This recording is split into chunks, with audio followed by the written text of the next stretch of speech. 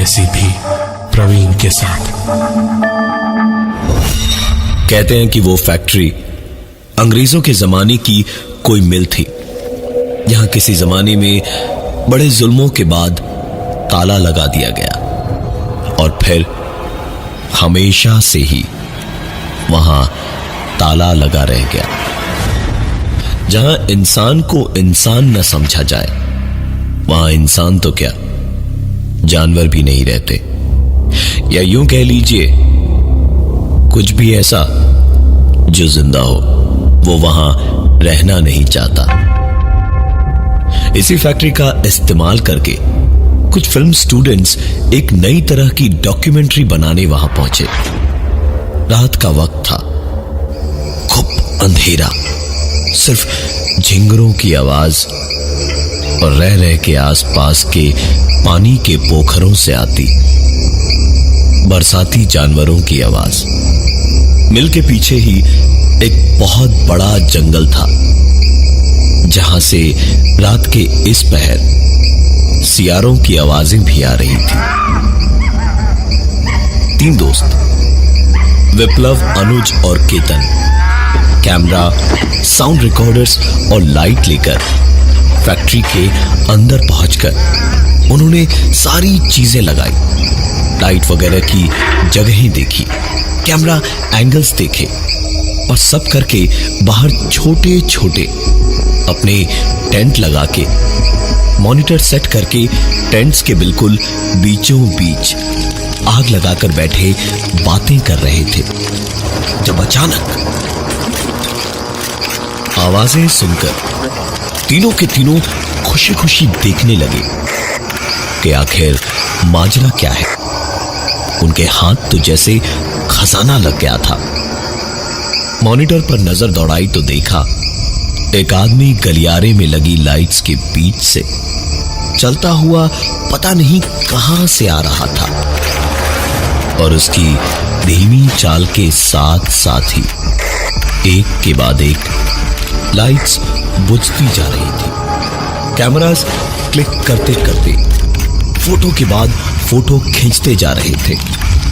वो आदमी धीमे धीमे चलता हुआ आया और ऊपर लगे दीवार के कोने के कैमरे की ओर एक टक देखने लगा। तीनों पहले तो जरा सा घबराए, लेकिन फिर सीधे उस ओर भागे और भागते भागते वहां पहुंचे तो देखा वो आदमी वैसे का वैसे खड़ा हुआ कैमरा की ओर अभी भी देख रहा था। केतन और अनुज खड़े ही रहे।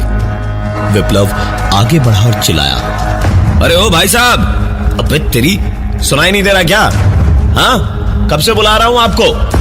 विप्लव की इतनी सी बात सुनते ही शायद उस आदमी को अपनी और बेइज्जती बर्दाश्त नहीं हुई और वो उन तीनों की ओर पलटकर घूमा और उसे देखते ही विप्लव, अनुज और केतन घबराहट के मारे वो सारा सामान जो अंदर था उसे भूलकर बाहर भागे।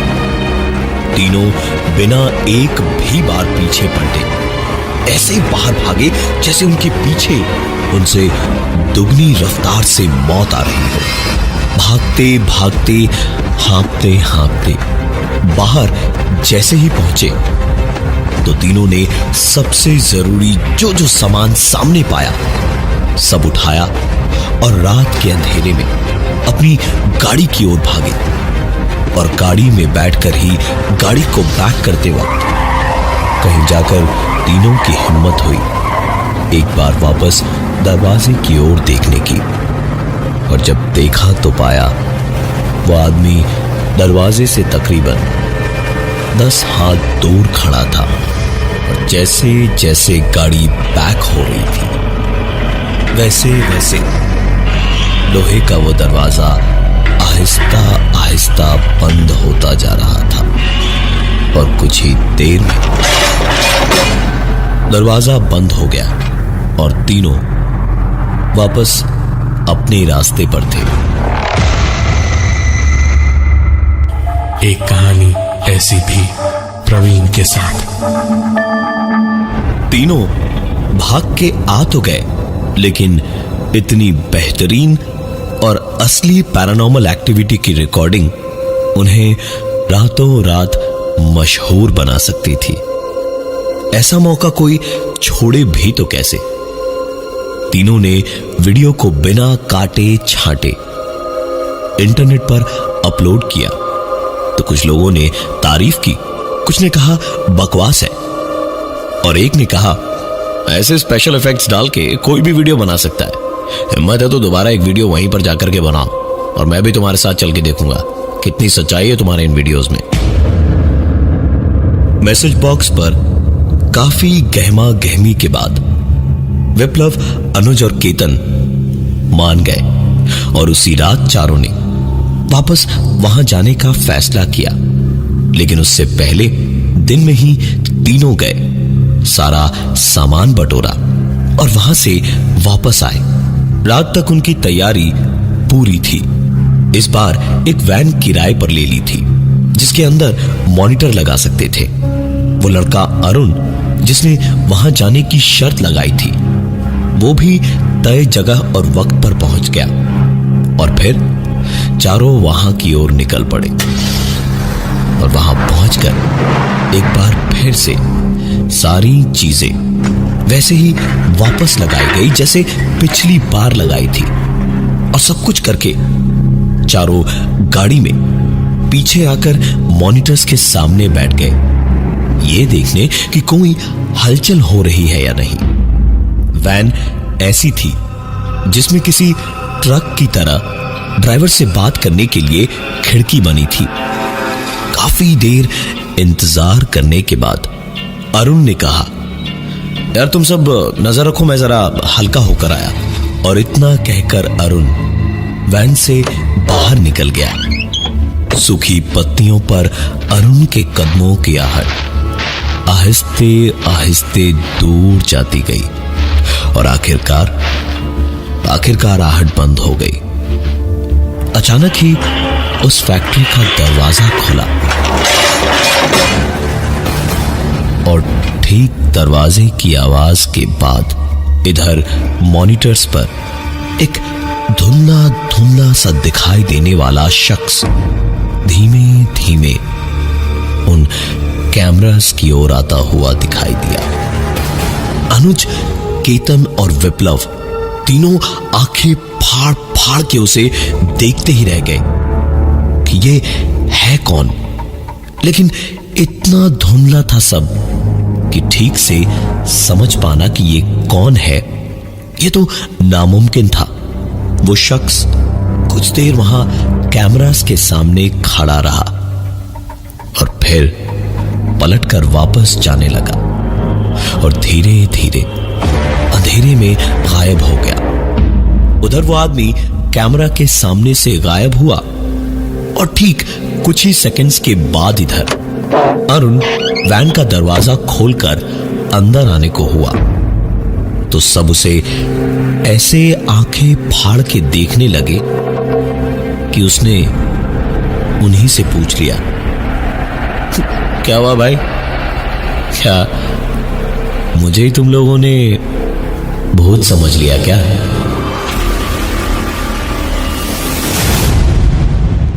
एक कहानी ऐसी भी प्रवीण के साथ।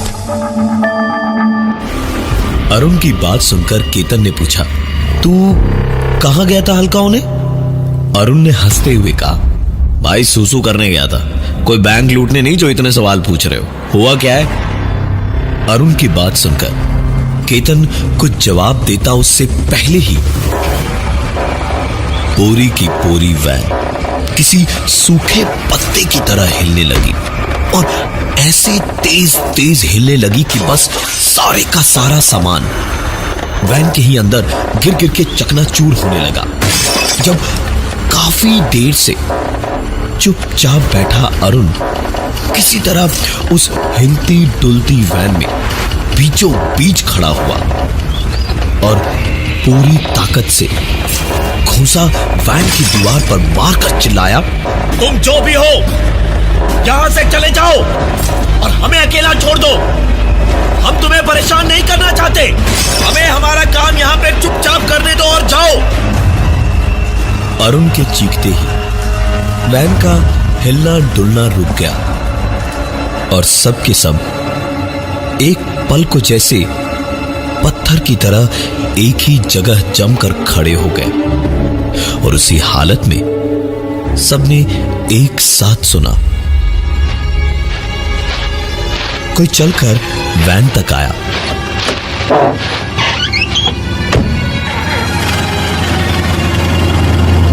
वैन का दरवाजा खोलकर उसमें बैठा और वैन स्टार्ट करके वैन चला दी और वैन धीमे धीमे आगे बढ़ने लगी। विप्लव, अनुज और केतन तो पहले भी आए थे और देख ही रहे थे कि क्या हो रहा था यहां, लेकिन अरुण के लिए ये सब कुछ नया था। उसने सोचा कि वो भाग सकता था। उसने तुरंत दरवाजे की ओर झपट्टा मारा और बाहर से तो दरवाजा लॉक्ड ही नहीं था, लेकिन फिर भी लाख कोशिशों के बाद दरवाजा नहीं खुला। चारों के चारों सांस रोके वैन के अंदर बैठे थे। अब घबराहट के मारे बहुत ही बुरा हाल था सबका, जब अचानक अपने आप ही वैन का जो दरवाजा अभी तक अरुण पूरी ताकत से नहीं खोल पा रहा था, वो अपने आप ही खुल गया। अंधेरे में चारों बाहर निकले। अनुज और केतन के पास में टॉर्च थी। उन्होंने टॉर्च जलाई तो देखा जंग लगी मशीनें चारों ओर फैली थी। दीवारें टूटी और सीलन लगी हुई थी। इस अंधेरे में भी देखते ही समझ आ रहा था कि यहां कोई जिंदा इंसान, जानवर या परिंदा रह ही नहीं सकता। चारों धीमे धीमे बाहर का रास्ता ढूंढने को इधर उधर भटक ही रहे थे, जब अचानक अरुण का हाथ किसी चीज से टकराया और चारों ओर से ऐसी आवाजें आने लगी जैसे वो सारी भारी भरकम अंग्रेजों के जमाने की मशीन्स वापस अचानक जिंदा होकर चलने लगी थी। केतन, अनुज और विप्लव तो मशीन्स की आवाज सुनते ही इधर उधर भागने लगे, लेकिन अरुण अंधेरे में ध्यान लगाकर सुनने की कोशिश करने लगा कि शायद बाहर जाने का रास्ता समझ आए। लेकिन अंधेरा इतना था कि अपनी जगह से जरा सा भी हिलने पर कहीं भी किसी भी चीज से टकराकर कुछ भी हो सकता था।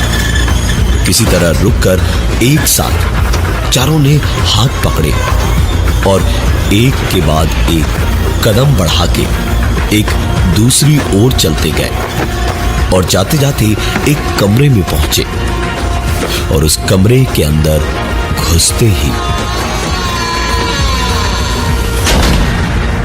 विप्लव, अनुज, केतन और अरुण चारों इस वक्त उस एक कमरे में बंद हो चुके थे।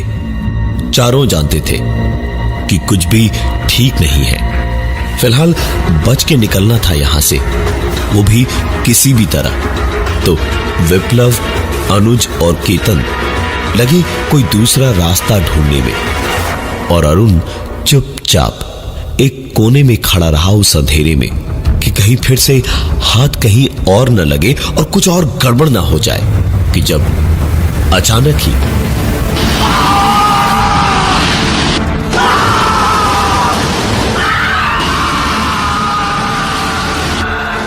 अरुण को किसी ने पैर से पकड़कर घसीट लिया और पूरे कमरे में घसीटता रहा। साफ समझ आ रहा था कि अरुण की चीखें पूरे कमरे में घूम घूम कर गूंज रही थी। तीनों कुछ करते इसके पहले ही जैसे अरुण जानता था कि उसे क्या करना था। उसकी चीखें वैसी ही तेज रही, लेकिन वो चीखता हुआ अब कह रहा था, दीनदयाल जी, मुझे बचाइए दीनदयाल जी, मैं जानता हूं आप यही कहीं हैं,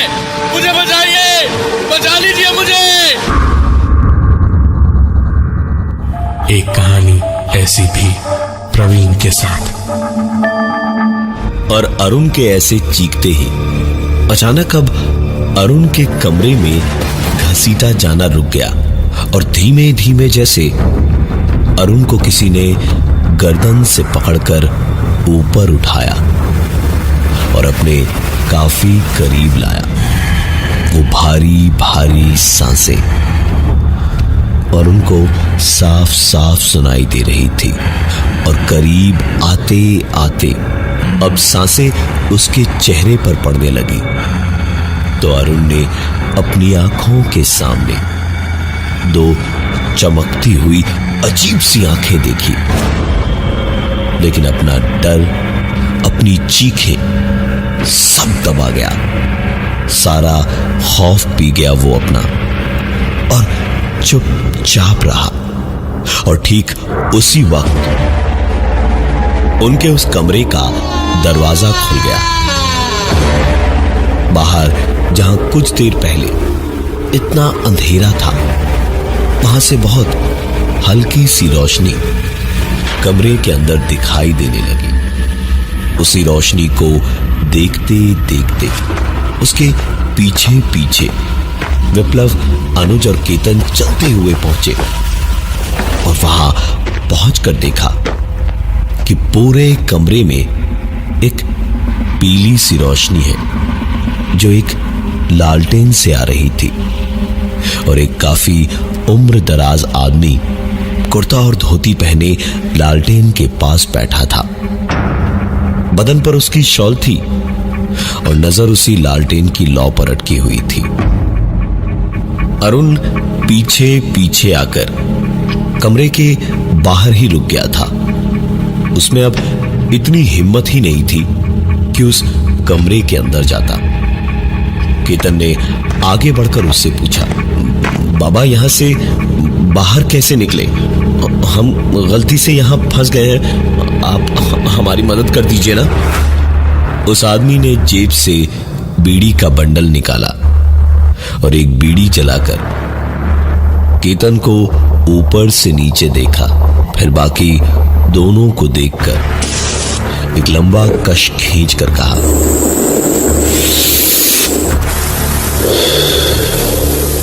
यहां के कुछ कायदे कानून हैं जो अंग्रेजों ने बनाए थे। एक बार सवेरे दरवाजा बंद हुआ और मजदूर अंदर आए, उसके बाद रात भर जो रहते थे उन पर काफी जुल्म होते थे और फिर सवेरे वो चले जाते और दूसरे मजदूर आ जाते। आज भी दरवाजा सवेरे 7 बजे सायरन की आवाज के साथ ही खुलता है। लेकिन घबराओ मत, जब तक इस कमरे में हो मेरे साथ जिंदा हो। सवेरा होते ही निकल जाना, कुछ ही देर में उजाला हो जाएगा। तीनों समझ गए कि जिंदा रहना है तो इनकी बात माननी ही पड़ेगी। किसी तरह मनाकर अरुण को भी अंदर ले आए। चुपचाप एक कोने में वो आदमी रह रहकर खांसता हुआ बैठा रहा और ये चारों एक कोने में दूसरी ओर बैठे रहे। कुछ देर में ही वो आदमी उठा और कमरे से बाहर जाने लगा। तो विप्लव ने कहा, अरे कहां चले बाबा? वो आदमी रुका लेकिन पलटा नहीं और ऐसे ही बोला, घर वापस जाना चाहते हो ना? चलो मैं दरवाजा पार करा देता हूं। चारों चुपचाप सर झुकाए उसके पीछे पीछे हो लिए और दरवाजा खोलकर उस आदमी ने चारों को बाहर भेजा और दरवाजा बंद करने लगा। तो अनुज ने हिम्मत करके पूछा, बाबा आपका नाम तो बताइए। ये पूछने के बाद ही सबकी आंखें फटी की फटी रह गई, क्योंकि दरवाजा अपने आप बंद होता जा रहा था और वो आदमी दरवाजे से दूर ही खड़े खड़े बोला, मेरा नाम दीनदयाल है, अरुण का परदादा हूं। मरने के बाद भी 70 सालों से यहाँ की चौकीदारी कर रहा हूँ, यहाँ की चौकीदारी कर रहा हूँ। कमेंट करना इमीडिएटली वीडियो के नीचे एंड बताना कि आपको वीडियो कैसा लगा। Thank you so much.